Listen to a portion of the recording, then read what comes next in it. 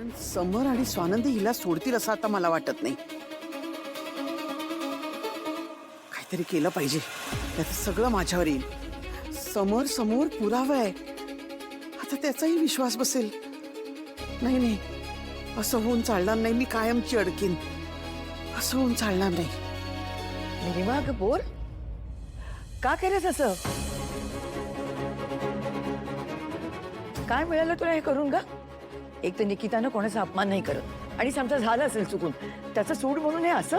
अगं माझ्याकडे यायचंच ना, मी बोलले असते तिला आणि मिटवलं असतं ना तुमच्या दोघींमध्ये काय झालं असेल ते. अगं पण चूक नसताना त्या बिचारा आनंदला अडकवलंस तू.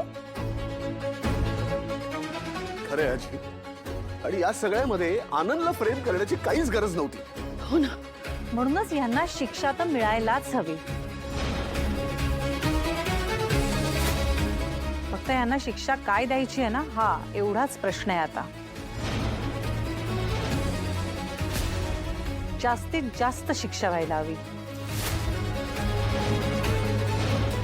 मी देते हिला शिक्षा.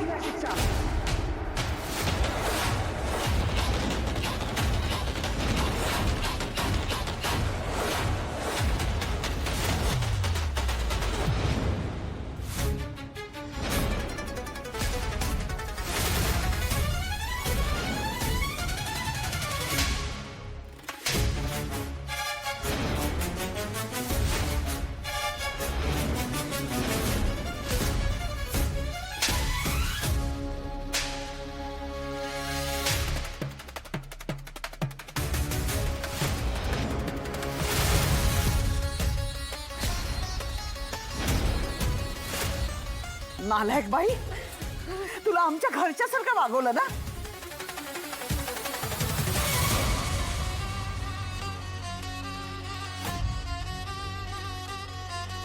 आणि तू समरच्या आणि आनंदच्या मैत्रीत फूट पाडलीस.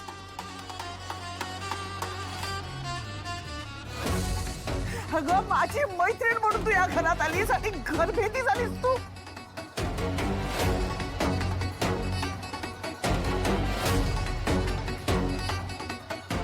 का नको पडू मी, का नको पडू?